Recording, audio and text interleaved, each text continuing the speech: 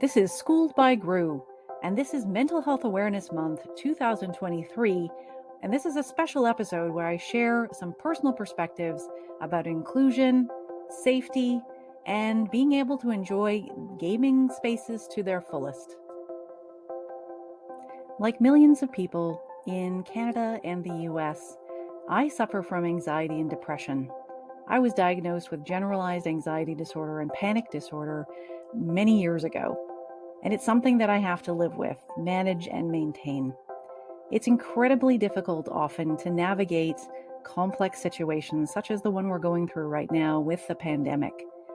I have a lot of issues with racing thoughts and busy brain issues, and it makes it really, really hard to cope on a daily basis.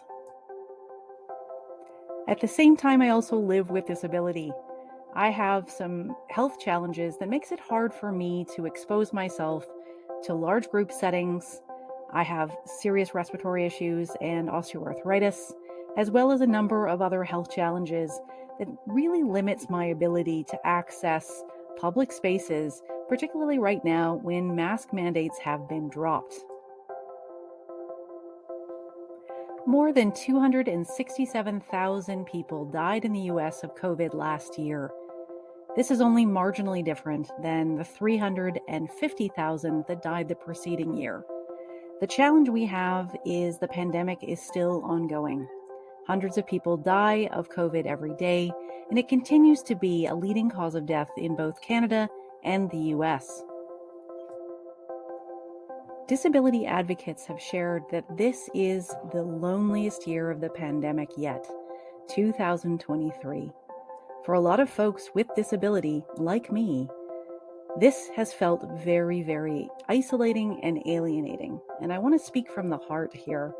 It is very, very difficult as a person with a disability, with comorbidities that make my life much more difficult to navigate during a pandemic, during a respiratory, airborne pandemic, to access some of the things that used to be a source of comfort and ability to de-stress, like a gaming space. I don't have access to that now, particularly because there is not a lot of discourse about air filtration, air cleaning, and making spaces safe for people like me with disability in particularly gaming spaces. As I've shared in other episodes, I had a lot of interesting perspectives about how folks felt out of place in some gaming spaces. I unfortunately have had to absent myself from most gaming spaces because I am fearful for my health.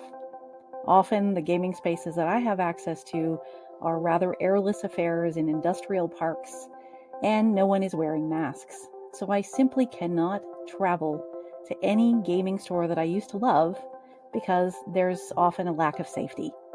And so people with disabilities don't have access to these spaces right now.